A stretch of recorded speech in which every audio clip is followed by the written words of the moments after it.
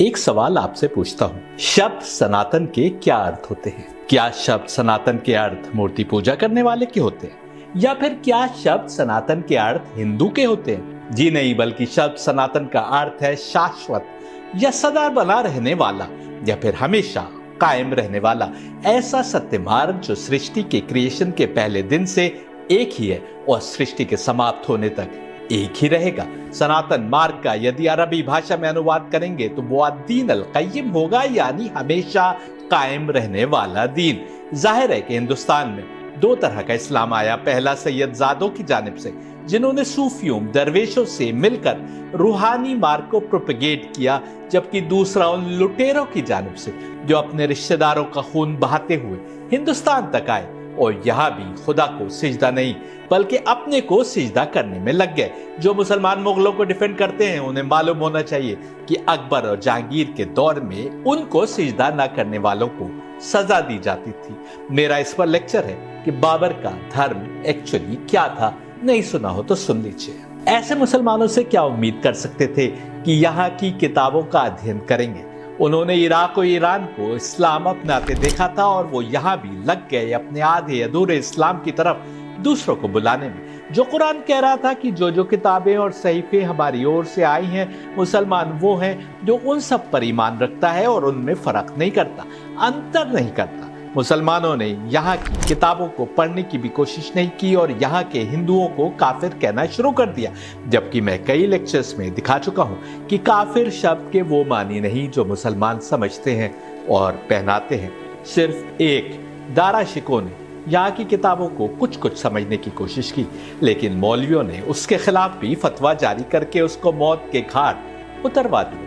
हिंदू खुद ही वेदों की बेतुकी समझ बनाए बैठे थे और मुसलमान और बाद में ईसाइयों के आने पर वो समझ और अधिक बिगड़ती चली गई, इस हद तक कि हिंदुओं ने वेदों को खुदाई ग्रंथ मानने के बावजूद पढ़ना छोड़ दिया। बहुतेरे लोग सनातन धर्म का अर्थ वैदिक धर्म भी लेते हैं। हाँ, सही है कि वेद ही जमीन पर आने वाले वो पहले ग्रंथ है जिन्होंने उस मार्ग को समझाया जो हर जमाने के लिए सच्चा मार्ग था। लेकिन वेद के जो भी मानी आप पहना दे, क्या वो सनातन धर्म हो जाएगा? उदाहरण देता हूँ, ऋषि दयानंद सरस्वती से पहले वेद के ट्रांसलेशंस मौजूद थे। उनमें से ज्यादातर मानते थे कि वेद का फला हिम फला देवता को समर्पित है, फला हिम फला को, यानी कोई हिम इंद्रदेव को समर्पित माना जाता था तो कोई वायु या वरुण देव को, या फिर कोई देवी को। ये तो माना जाता था कि तमाम वेद देवताओं का वर्णन कर रहे हैं, लेकिन अधिक समझ नहीं बन सकी थी कि वेद क्या कह रहे हैं। और उस अधूरी समझ को पूरा करने के लिए लोगों ने अनेक कहानियां बना ली थी देवताओं के बारे में, जिनमें कुछ सत्य पर आधारित थी और अधिकांश केवल कहानियां थी जिनका देवताओं से कोई संबंध नहीं था। यजुर्वेद पर अपनी कमेंट्री में वेद के मशहूर जानकार देवीचंद लिखते हैं, Vedas are the word of God, revealed in the beginning of creation for the moral, spiritual and physical guidance and uplift of humanity. They are replete with the eternal truths and throw a flood of light on various aspects of life to make a man perfect and ideal. God, out of his infinite source of knowledge, reveals in the beginning of creation a part of it adequate for the requirements of the soul, its spiritual satisfaction, fulfillment of its thirst for truth and making its journey of life successful. देवी चंद का मानना था कि वेद खुदाई वाणी है। वे eternal truth यानी हर जमाने के लिए सत्य को पेश करते हैं और जिनको सृष्टि के प्रारंभ में इंसानियत के उत्थान, तरक्की और उसको मॉरल, स्पिरिचुअल और फिजिकल गाइडेंस देने के लिए भेजा गया, ताकि इंसान की रूह को, उसकी आत्मा को सत्य मार्ग पर आगे बढ़ने के मार्ग की हिदायत दी जा सके। 19वीं सदी में भारत में रहने वाले ऋषि दयानंद सरस्वती ये तो मानते थे कि वेद खुदाई वाणी है और हर जमाने के लिए है, लेकिन उन्होंने वेद में से देवताओं को खारिज कर दिया। उन्होंने कहा कि जहां हम समझते हैं कि वेद कुछ हस्तियों की बात कर रहे हैं जिनको हिंदू देवता कहते हैं, वे दरअसल खुदा की मुख्तलिफ सिफात की बात कर रहे हैं, उसकी विभिन्न खूबियों की बात कर रहे हैं, या फिर आग, पानी, स्टीम इंजन, मैडम क्यूरी के रेडिएशन के एक्सपेरिमेंट आदि की बात कर रहे हैं। इंटरफेथ हार्मनी की बात करने वाले मुस्लिम विद्वान जब ऋषि दयानंद सरस्वती की कमेंट्री सुनते या पढ़ते हैं तो बड़ा खुश हो जाते हैं कि एक खुदा की बात कुरान में भी हो रही है। और देखिए वेद भी एक ही खुदा की बात कर रहे हैं। मैंने अपनी किताब वन गॉड वन रिलीजन के पार्ट 3 में बड़े विस्तार से स्वयं श्री दयानंद सरस्वती की ऋग्वेद की कमेंट्री से समझाया है कि कैसे वो बार बार चूक खा रहे, फिसल रहे और उनके निकाले गए मानी बार बार फेल हो रहे। फेल हो भी क्यों ना, जब जोड़ तोड़ करके कुछ मानी पहनाने की कोशिश की जाएगी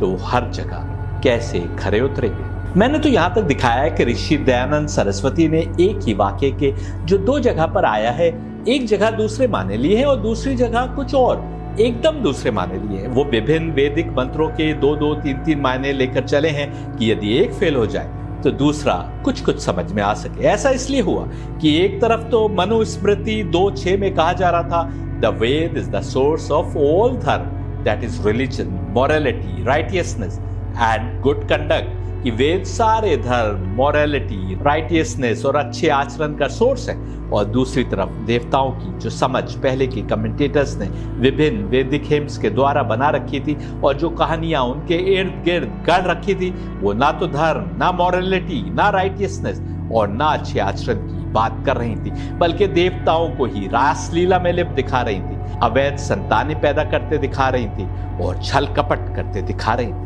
विरोधाभास था। जिन किताबों के बारे में हमारे बुजुर्गों ने बताया कि वो तमाम धर्म, मॉरलिटी, राइटियसनेस और अच्छे आचरण का सोर्स यानी सरचश्मा थी, वो हमारी समझ से परे थी और ऐसा कुछ भी करती नजर नहीं आती थी। एक तरफ सयाना, नटराज गुरु और अनेक अंग्रेज ट्रांसलेटर्स जैसे रैल्फ ग्रिफिथ, मैक्स मुलर आदि थे जो वेद के अनुवाद में देवताओं को प्रमुखता से देखते थे, सारी सृष्टि में उनके बड़े रोल को मानते थे।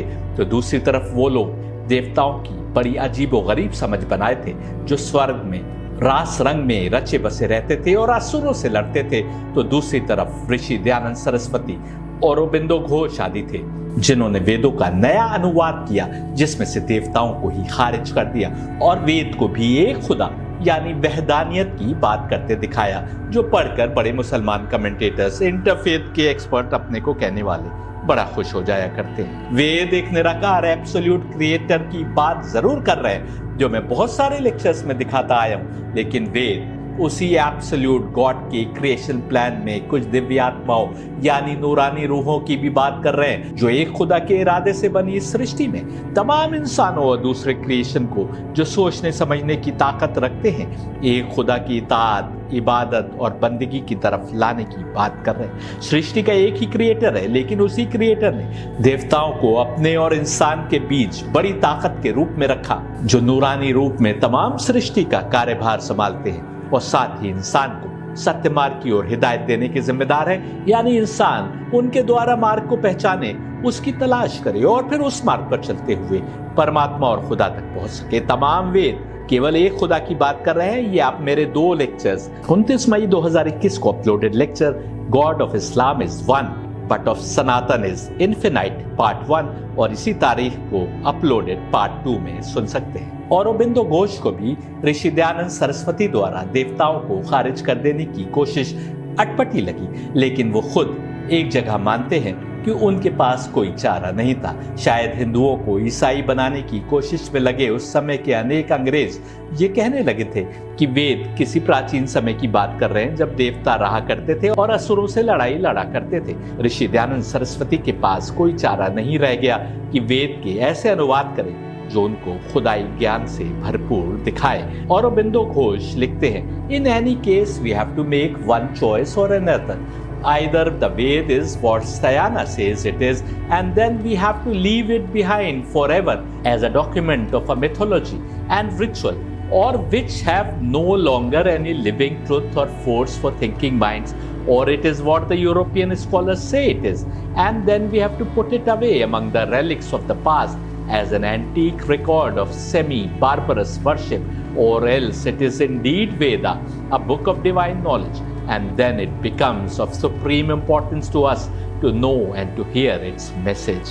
तो यानी अरबिंदो घोष मान रहे हैं कि अंग्रेज अटैक किया करते थे कि वेद प्री हिस्टोरिक किसी जमाने की ग्रंथ है जिसका आज के जमाने में कोई महत्व नहीं रह गया है। औरोबिंदो घोष का कहना है कि किसी हाल में भी हमको दो में से एक को चुनना होगा, या तो वेद वो है जो सयाना कहते हैं और फिर हमको वेदों को मिथोलॉजी का, कहानियों का एक डॉक्यूमेंट समझते हुए पीछे छोड़ना होगा जो अब सत्य पेश नहीं कर रहे और न ही सोचने वाले दिमाग की अकल पर उतरते हैं, और या फिर जैसा यूरोपियन स्कॉलर्स कहते हैं कि हम उनको पुराने जमाने से आए कुछ अवशेष मानते हुए सेमी बार्बरस वर्शिप यानी आंशिक रूप से जंगली इबादत के तौर तरीके मानते हुए छोड़ दें, या फिर वेद यकीनन खुदाई ज्ञान की किताबें हैं और फिर हमारे लिए बहुत ही महत्वपूर्ण हो जाता है कि हम वेद के मैसेज को जानें और सुने। मेरा सवाल यह है कि क्या आज हम वेद को समझ पाने में सक्षम है?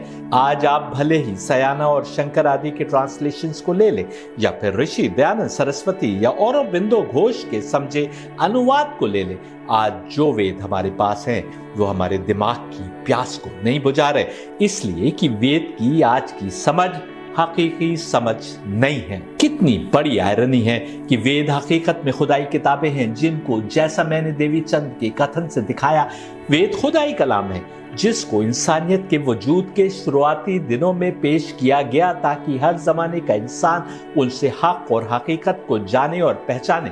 लेकिन जुल्मत ने हमारी समझ को ऐसा गुमराह किया कि हम वेदों को अपने मनपसंद मानी पहनाने लगे ताकि वेद के मानने वाले उनको खुदाई कलाम मान सके। जिन हकीकतों को बड़ी आसान जबान में शुरू के इंसान को बताया गया था, उन हकीकतों को ना समझ पाने के कारण समझाने लायक बनाने के लिए हमने वेदों के ऐसे ऐसे मानी बनाकर पेश किए कि जो आपस में ही विरोधाभासी हैं और जो आज के अकल रखने वाले इंसान की समझ पर खरे नहीं उतरते। यही कारण है कि आज वेदों को खुदाई मानने वालों के घर आपको वेद नहीं मिलेंगे, यानी हमारा परमात्मा हमको जो सनातन मार्ग बताने की कोशिश कर रहा है उसकी समझ से हम बहुत दूर हैं। हम समझते हैं कि चलो हम नहीं समझ पाए, लेकिन जो ज्यादा ज्ञानी है वो तो जरूर समझ रहे होंगे, लेकिन जो ज्यादा ज्ञानी है वो भी नहीं चाहते कि दिखाएं कि वो भी नहीं समझ पाए कि परमात्मा इंसान को क्या उपदेश देना चाह रहा है, और इसलिए वो वेदों को इतना फिलोसोफाइज करके पेश करने की कोशिश करते हैं कि तुमको कुछ समझ ना आए। योग सूत्र लिखने के लिए जाने जाने वाले महर्षि पतंजलि के लिए माना जाता है कि वो ईसा से 200 साल पूर्व और ईसा के बाद के 500 साल के दरमियान किसी समय भारतवर्ष में रहते थे। अपनी मशहूर किताब महाभाष्य में महर्षि पतंजलि लिखते हैं कि यजुर्वेद की 101 शाखाएं यानी स्कूल्स ऑफ थॉट्स हैं। ये सारी कमेंट्रीज आज मौजूद नहीं है सिवाय कानवा, मध्यांदिनी, तैतेरिया, मैत्रियानी, कथक और कपिष्ठला के। फिर से सुनिए, केवल यजुर्वेद को समझने के 101 स्कूल ऑफ थॉट्स हुआ करते थे, लेकिन पतंजलि के समय तक 96 लुप्त हो गए थे, यानी खो चुके थे और केवल 6 बचे थे। यजुर्वेद की सच्ची समझ उन 96 में थी जो लुप्त हो गए, या इन 6 में भी थी जो पतंजलि के समय बची रह गई? आप कैसे कह सकते हैं? समझने की बात यह है कि जब करीब 1000 वर्ष बाद 800 से 1000 एडी के दरमियान शंकर और अन्य दूसरे कमेंटेटर्स ने सनातन ग्रंथों को फिर से समझने की कोशिश की, तो केवल बची हुई 6 ही तो सामने रही होंगी।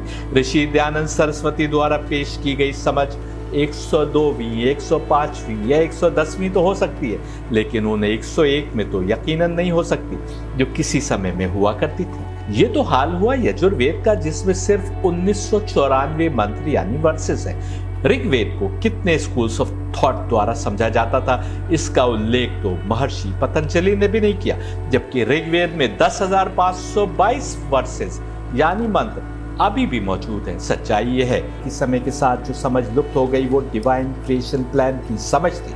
निराकार ब्रह्म या ब्रह्मन या महेश और साकार विष्णु या फिर दिव्यात्मा के रूप में क्रिएट की गई ब्रह्मा की समझ थी। उनके आपस के रिश्ते थे, इंसान के सबसे रिश्ते थे, और उस मकसद की समझ थी जिसके लिए इंसान को क्रिएट किया गया था। वेद के बारे में ये जानकारी तो बची रह गई कि वो डिवाइन ग्रंथ है जो उस सत्य मार्ग की राह प्रदर्शित करते हैं जो हर जमाने के लिए था, लेकिन देवताओं और असुरों की जिस लड़ाई का जिक्र वेदों ने किया था वो हम ना समझ पाए। जो सत्य हम नहीं समझ पाए वो ये कि विष्णु ने जब चाहा कि ब्रह्म यानी महेश यानी निराकार अल्लाह की इबादत करने वाले अधिक हों, तो सबसे पहले ब्रह्मा नामी दिव्यात्मा क्रिएट की जो नूर यानी दिव्य रूपी भी थी और आत्मा यानी रूह भी थी, इसलिए उसको मैं नूरानी रूह कहता हूँ। लेकिन साथ ही साथ जुल्मत की ताकत भी क्रिएट हुई। इन दोनों क्रिएशन के बाद इंसान का क्रिएशन हुआ, जो दोनों ताकतों से घिरा हुआ है। दिव्य आत्माएं यानी नूरानी रूहें जमीन पर हिदायत देने और मार्गदर्शन करने आई,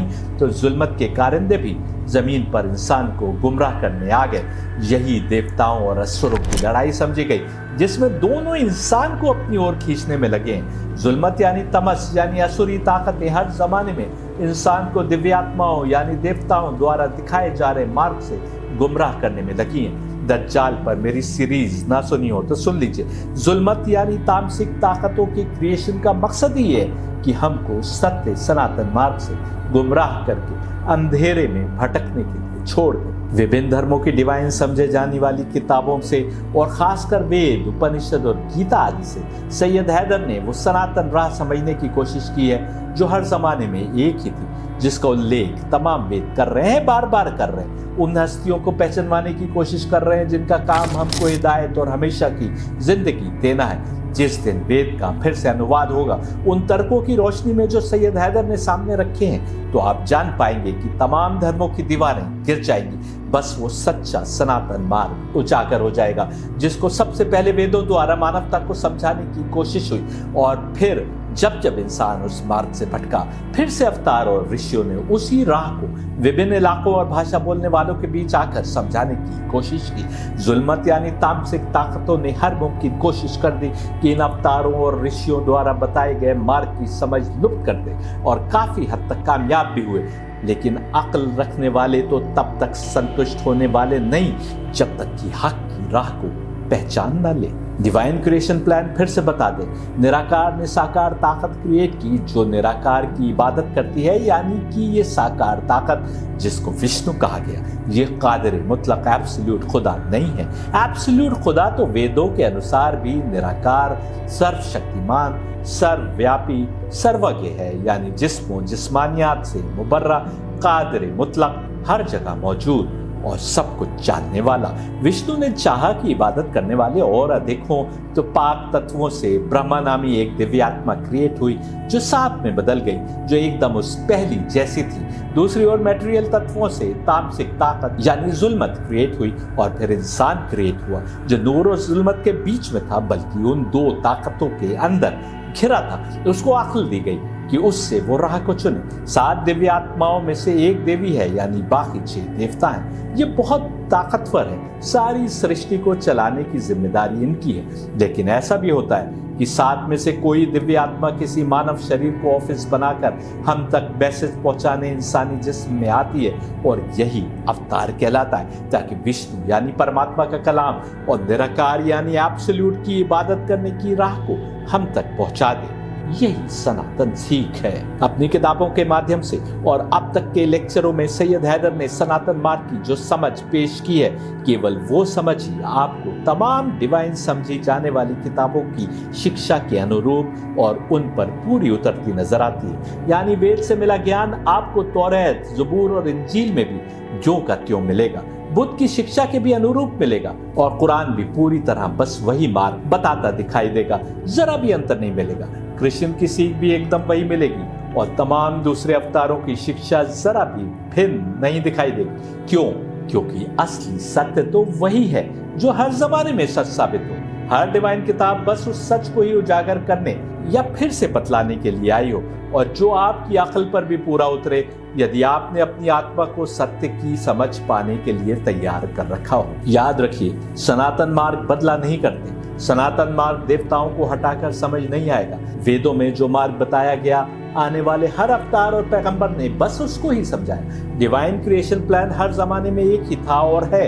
यदि कुछ बदला तो वे डूज एंड डोंट्स, जिसको मुसलमान शरीयत कहते हैं, यानी जमाने के हिसाब से और इंसान की सोच समझ के हिसाब से कानून बदल गए, इबादत के तौर तरीके बदल गए। क्योंकि तौर तरीके खुद इबादत नहीं होते, बल्कि उनको अंजाम देने के पीछे की नियत इबादत होती है। तुम कहोगे कि ऐसा कैसे? मुसलमान से पूछता हूँ, तो नमाज के सारे तौर तरीके अंजाम दे दो, लेकिन वो आयतें मन में ना पढ़ो जो उस नमाज को नमाज बनाती हैं। तो फिर कैसी नमाज? जब तुम नियत करते हो कि कुर्बतन इल्लल्लाह, अल्लाह से करीब होने की नियत से, तब नमाज बनती है, वरना वो केवल एक दुनियावी एक्सरसाइज है, बस और कुछ नहीं। यानी परमात्मा से अपनी आत्मा को करीब नहीं किया तो नमाज भी कबूल नहीं। यही बात हिंदुओं पर लागू होती है। वैदिक ज्ञान को नहीं समझा, डिवाइन क्रिएशन प्लान को नहीं समझा, तो फिर पूजा के नाम पर की गई एक्टिविटी कैसे उस खुदा तक पहुंचेगी जिसकी इबादत करने की सीख दिव्य आत्माएं दे रही थी और वेदों में दे रही थी। डिवाइन क्रिएशन प्लान को समझे बिना यदि समय का सबसे बड़ा धर्म गुरु आपके सामने आ जाए तो वो भी धर्म भ्रष्ट ही कहलाएगा। आप कहेंगे कि ये कैसे कह सकता हूं? कृष्ण के समय में चलिए, क्या समय के सबसे बड़े समझे जाने वाले धर्म गुरु कृष्ण के सामने नहीं खड़े थे? लेकिन कृष्ण ने साफ कहा कि सब के सब अधर्मी हैं, मरे हुए लोग हैं, इसलिए कि वो सनातन मार्ग को समझ ही नहीं पाए थे, जबकि दावे करते थे कि बस वही समझे हैं। कृष्ण ने उनको कत्ल कर देने का हुक्म दिया। अफसोस है कि वेद को अपना कहने वाले और ये देखने वाले कि कृष्ण ने सत्य मार्ग की समझ से दूर और उनसे लड़ने आए धर्म गुरुओं के लिए क्या उपदेश दिए। हमने कुछ ऐसी हस्तियों की मूर्ति बनाकर पूजा अर्चना शुरू कर दी है जिनका ना तो वेद के समय कोई रोल था और ना कृष्ण के समय तक वो मौजूद थे। वेद में बताई गई हस्तियों की समझ तो आपने लुप्त हो जाने दी और दूसरी हस्तियों को भगवान का दर्जा दे दी। वेद सनातन थे और हैं और डिवाइन हैं, ये जानने और मानने के बावजूद वेद की मानना छोड़कर बाद में आने वाले कुछ लोगों जैसे साईं बाबा को भगवान का दर्जा दे दिया। यही कारण है कि और भी आवश्यक है कि वेदों का फिर से अनुवाद करने के लिए जुट जाइए। आज आपको सुनाते हैं ऋग्वेद बुक 1 का हिम 17।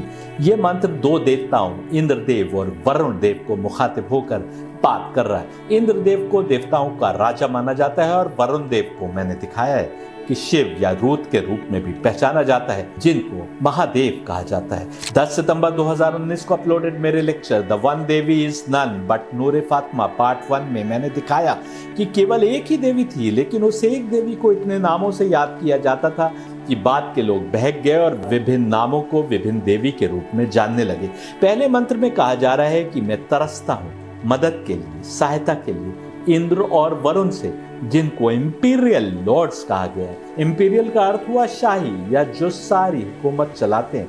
याद रखने की बात यह है कि ये कोई दुनियावी राजा नहीं है, बल्कि यदि वेद खुदाई किताबें हैं तो इंद्र और वरुण खुदा द्वारा बनाए गए लॉर्ड्स यानी आका हैं। दुआ की जा रही है इन आकाओं से, इन लॉर्ड से, कि वो हमारी ओर एहसान करें। साफ है, आपको देगा कौन?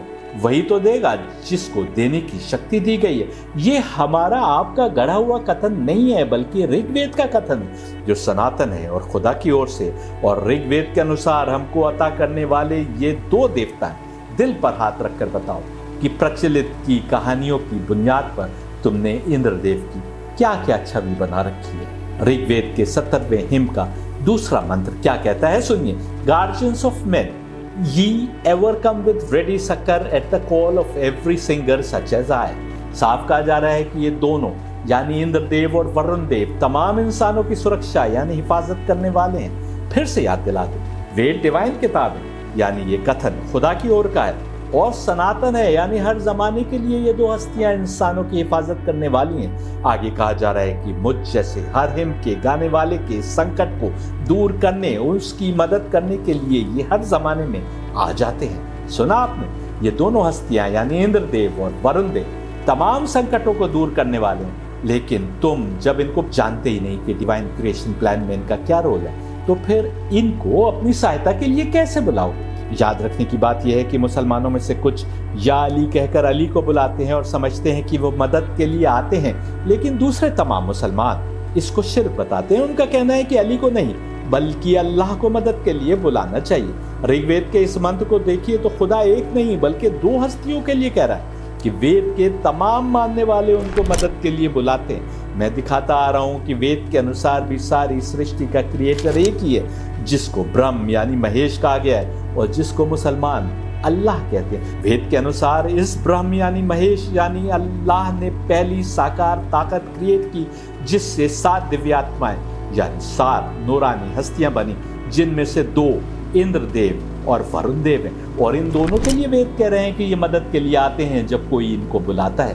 कुरान भी कुछ हस्तियों यानी अहलल बैत की परफेक्ट पाकीज़गी की बात कर रहा है। और मोहम्मद कहते दिखाई देते हैं कि मेरा नूर आदम से हजारों साल पहले क्रिएट हुआ।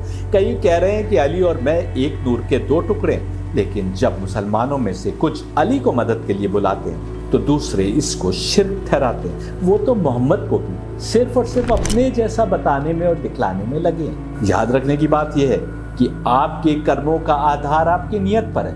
मैं दिखाता आया हूँ कि जो नूर उस जिस्म को ऑफिस बनाया था जिसका नाम अली रखा गया, वही नूर पहले ईसा और कृष्ण के जिस्म से भी हिदायत का काम अंजाम देता रहा था और उसी नूर को वरुण देव कहा गया। जून 6, 2018 को अपलोडेड मेरा लेक्चर गीता वर्ष संभव युगे युगे, जो 3 पार्ट की सीरीज है, ना सुनी हो तो सुन लीजिए। यदि मोहम्मद कह रहे हैं कि मैं और अली एक नूर के दो टुकड़े हैं, तो आप जान लीजिए इंद्रदेव कौन है, लेकिन उन तमाम झूठी कहानियों के साथ नहीं जो आप तक पहुंची हैं। यदि आपने वरुण देव या इंद्रदेव को खुदा जानते हुए मदद के लिए बुलाया तो आपने शिर्क किया, क्योंकि इंद्रदेव और वरुण देव ब्रह्म यानी महेश यानी अल्लाह के क्रिएशन प्लान का हिस्सा है और उनको मदद करने की ताकत उसी क्रिएशन प्लान के तहत उनको दी गई है ताकि वो इंसान और खुदा के बीच की रस्सी के रूप में काम करें। आज मेरी एक मित्र से बात हो रही थी जो मेरी किताबें पढ़ते आए हैं और मेरे लेक्चर भी सुनते हैं। उन्होंने मेरे द्वारा समझे गए मार्ग को एक मौलाना को समझाने की कोशिश की। उन्होंने खुतबाल बयान का जिक्र किया, जिस पर 18 जुलाई 2018 को अपलोडेड मेरा लेक्चर खुतबाल बयान की हकीकत आप सुन सकते हैं, जिसमें अली इसी तरह तमाम इंसान की मदद करने और उनको मारने जलाने वगैरह की बात करते दिखाई देते हैं, जैसे ऋग्वेद के इस हिम में वरुण देव के लिए बतलाया गया। तो मौलाना ने एकदम कुफ्र बताते हुए इस जुमले को खारिज कर दिया। मैंने अपने मित्र से कहा कि मौलाना से पूछें कि क्या मलकुल मौत यानी यमराज कह सकते हैं कि मैं मौत देता हूँ। मलकुल मौत यानी यमराज अगर ऐसा कहता है तो वो खुदा थोड़ी हो गया। वो तो खुदा की ही दी गई ताकत से एक ही वक्त में हजारों लाखों इंसानों के जिस्म से रूह निकाल लेते।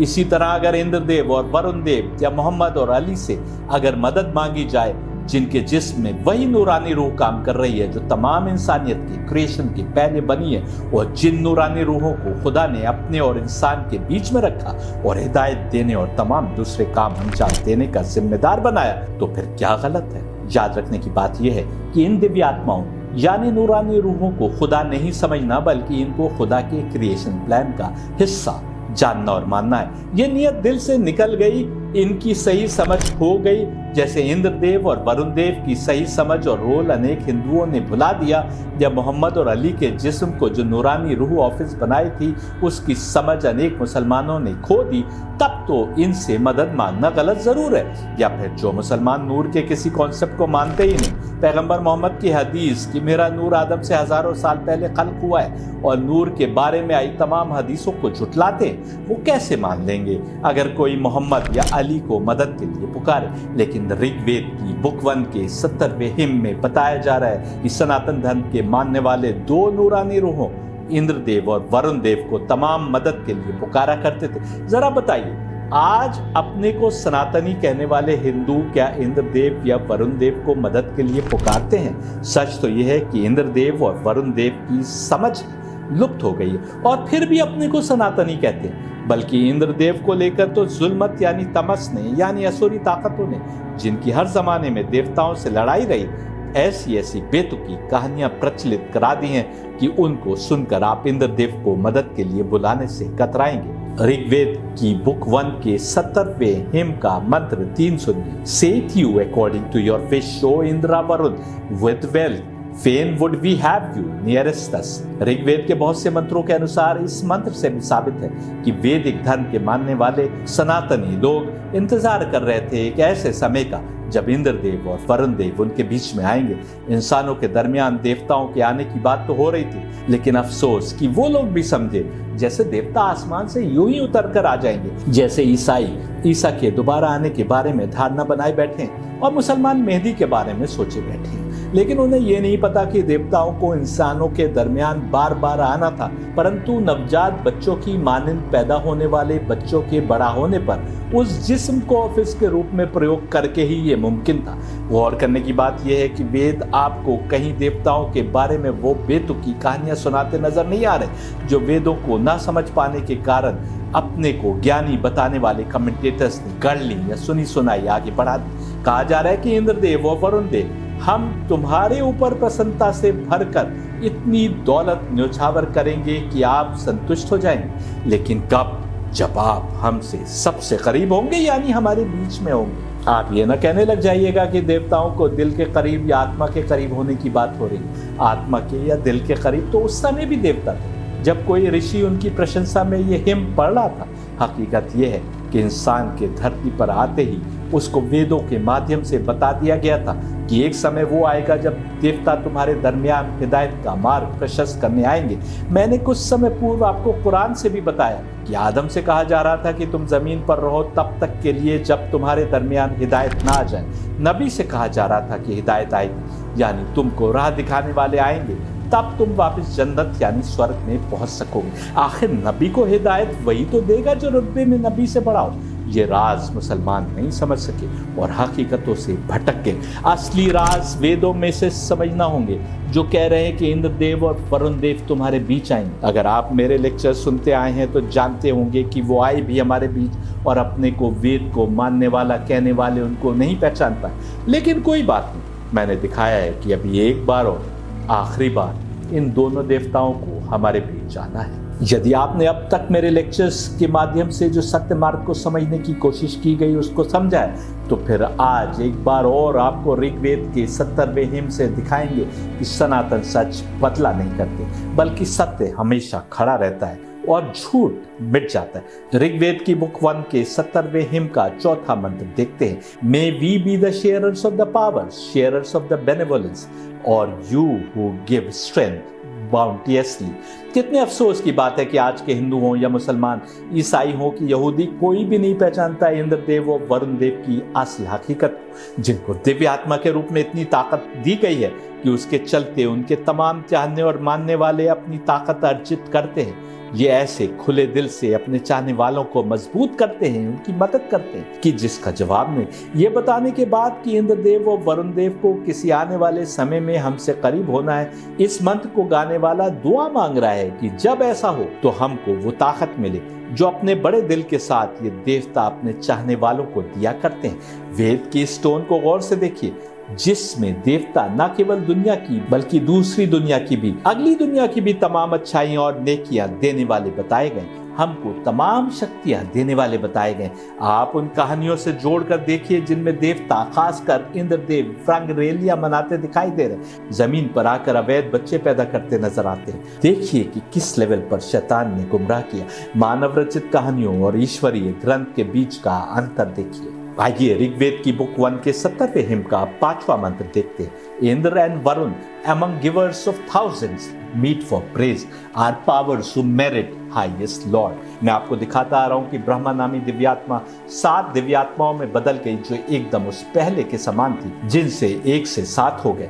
यही दिव्यात्माएं यानी नूरानी रूहें तमाम हिदायत की जिम्मेदार थी, जबकि जुल्मत यानी तमस यानी सैटनिक ताकतें उस राह से गुमराह करने वाली ताकतें थी। 7 दिव्यात्माओं में से एक देवी थी। देवताओं और असुरों की लड़ाई का इससे बड़ा क्या उदाहरण हो सकता है कि असुरी ताकतों ने आपको वेदों की असली समझ से ही दूर कर दिया, जिसमें देवताओं की सृष्टि में असली हकीकत और उनका रोल बताया गया था और उनके बारे में तरह तरह की कहानियां मशहूर करवा दी।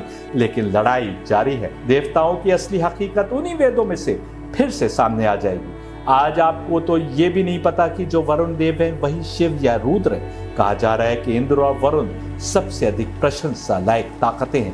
ताकत कैसे हैं? क्योंकि एक देवताओं के राजा इंद्र है और दूसरे देवताओं में से महान महादेव यानी वरुण देव है। हाईएस्ट लॉर्ड का अर्थ हुआ कि वेद कह रहे हैं कि इनसे ज्यादा प्रशंसा के लायक कोई नहीं है। अब ब्रह्म यानी अल्लाह के क्रिएशन में उसके मैनिफेस्ट सेल्फ विष्णु के बाद इन दोनों से बड़ा किसी को नहीं बना देना, यदि अपने को वेदों का मानने वाला कहते हो। अब आइए ऋग्वेद की बुक 1 के 70वें हिम का 6वां और 7वां मंत्र आपको सुनाते हैं। Through their protection may we gain great store of wealth and heap it up enough and still to spare be ours. O Indra Varun, on you for wealth in many a form I call, still keep ye us victorious। Indradev और वरुण देव की छत्र छाया में हम हैं तो हमको सारी नेमतें मिलेंगी, बड़े खजाने हमारे होंगे, क्यों? क्योंकि धरती पर जो कुछ भी दौलत समझा जा सकता है सबके मालिक तो यही हैं। खजानों के बड़े ढेर लग जाएंगे खूब सारे, और फिर भी बहुत कुछ बांटने को बचा रह जाएगा। हे इंद्र और वरुण, आप ही जो कुछ भी वेल्थ है, दुनिया की अच्छाइयां हैं, यहाँ के खजाने हैं, उन सब के मालिक हैं। हमको हर समय विजयी रखिए। आपने देखा, ताकत के मालिक ये दो देवता, खजानों के मालिक ये दोनों देवता, और हम आप इन दोनों देवताओं को पहचानते ही नहीं है। ऋग्वेद में हजारों सालों से साफ साफ लिखा होने के बावजूद हम आज उन हस्तियों की पहचान खो चुके। क्यों? क्योंकि कलयुग तक पहुंचते पहुंचते जुल्मत ने हमको इनकी सही समझ से कोसों दूर कर दिया। हम समझते रहे हम सत्य मार्ग पर हैं, लेकिन कहीं पीछे, बहुत पीछे हम उस बात से ऐसा विचलित हुए कि दूरियां बढ़ती ही गई। आइए अब आपको ऋग्वेद बुक 1 के 70वें हिम का 8वां और 9वां मंत्र दिखाते हैं। ओ Indra Varun, through our songs that seek to win you to ourselves, give us at once your sheltering help. O Indra Varun, to you may fair praise which I offer come, joint eulogy which ye dignify. हमारे इन hymns द्वारा, हमारी इन मुनाजातों के जरिए जो गायन हमने तुम्हारे लिए गाए, ऐ इंद्रदेव और वरुण देव, हमने ये सब तुमको जीतने के लिए, तुमसे करीब होने के लिए गाए, ताकि तुम हम पर अपनी कृपा दृष्टि रखो, हमारी सहायता करो, मदद करो। ऐ इंद्र और वरुण, आपकी प्रशंसा ही सच्ची है जो हम इन हिम्स के माध्यम से करते हैं। इन स्तुतियों यानी प्रशंसा गीतों से, यानी आपकी तारीफ में गाए गए इन हिम्स के जरिए हम आपका आदर सत्कार करते हैं। आप इन तमाम प्रशंसाओं के लायक हैं। आपने पूरा का पूरा हिम सुन लिया। पूरे हिम में सिर्फ और सिर्फ इंद्रदेव और वरुण देव की तारीफों के पुल बांधे गए, और उनसे ही गाने वाला तमाम दौलत, तमाम ताकत पाने की कामना कर रहा है। हम वेद को खुदाई कहते हैं, और हमने ये जानने की कोशिश नहीं की खुदा हमसे क्या कलाम कर रहा है। हम वेद को सनातन यानी हर जमाने के लिए धर्म का ज्ञान देने वाले ग्रंथ बताते हैं, और हमने इंद्रदेव और वरुण देव के बारे में अधिक जानने की कोशिश नहीं की कि जिनकी इतनी प्रशंसा की गई। क्यों? क्योंकि हमारी आत्मा बीमारियों में गिरफ्तार है। हम धर्म के नाम पर लड़ने मरने को तैयार है, लेकिन धर्म हमने खुद कितना समझा हमको खुद नहीं पता। हम कहते हैं कि हम सच्चे मार्ग के मुसाफिर हैं, लेकिन केवल वेद का ये हिम ही आपको दिखा देगा कि वेदों की कंटेंट की कितनी जानकारी हमको है। और मुसलमानों को देखिए, सारी पहले की आई किताबें किनारे कर दी ये कहते हुए कि हमारे लिए कुरान ही काफ़ी है, जबकि वही कुरान 2 जगह कह रहा था कि मुसलमान वही है जो पहले आई तमाम किताबों और कुरान पर ईमान रखता है और उनमें फ़र्क यानी अंतर नहीं करता। मुसलमान बताएं कि उन्होंने अंतर किया कि नहीं। हालांकि मैं उन मुसलमानों की बहुत प्रशंसा नहीं करता जो आज तक अली के अंदर जो नूरानी रूह काम कर रही थी उसको नहीं समझ पाए, लेकिन फिर भी या अली कहने पर गर्व करते। मैं उनसे कहता हूं कि नारे हैदरी यानी अली का नारा तो या अली नहीं था बल्कि अल्लाह अकबर था, यानी ब्रह्म यानी अल्लाह सर्वशक्तिमान है। क्या यही बात वेद नहीं कह रहे? इन 7 दिव्य आत्माओं का रोल ही ये है इस कायनात में, तमाम जगत में, कि वो ब्रह्म यानी अल्लाह की इबादत, भक्ति और वंदना की इंसान का मार्गदर्शन करें। इनके दिखाए मार्ग को समझकर उस पर चलने पर ही मोक्ष यानी हमेशा की बेहतरीन जिंदगी है। या अली को मदद के लिए बुलाने वालों को काफिर कहने वाले मुसलमान देखे कि वरुण देव को कैसे वेद के हिम में मदद के लिए बुलाया जा रहा है। ये हकीकत तो केवल सैयद हैदर की किताबें पढ़ने वाला और लेक्चर सुनने वाला ही जानता है कि वरुण देव नामी दिव्यात्मा भी बाकी 7 दिव्यात्माओं यानी नूरानी रूहों के साथ जमीन पर ही है और मुख्तलिफ इंसानी जिस्मों को ऑफिस बनाकर उनसे हिदायत देने का काम करती आई। वरुण देव नामी दिव्यात्मा ही मैं दिखाता आया हूँ कृष्ण के जिस्म को ऑफिस बनाई थी, वही ईसा के जिस्म से इंसान को राह दिखा रही थी, वही अली के जिस्म से हिदायत दे रही थी, और वही फिर से ईसा की सेकेंड कमिंग के तौर पर आएगी। जुल्मत ने इंद्रदेव के बारे में ऐसी बेतुकी कहानियां नामशहूर करवा दी होती जिनको तुम माने बैठे हो, तो मैं तुमको बताता कि इंद्रदेव नामी दिव्यात्मा दुनिया में किन किन हस्तियों के जिस्म को ऑफिस बनाए थे जिनको तुम बड़े आदर की नज़र से देखते हो। अफसोस कि तुमने हकीकतों की समझ खो दी, लेकिन समझते हो कि सारी हकीकतें तुम समझते हो।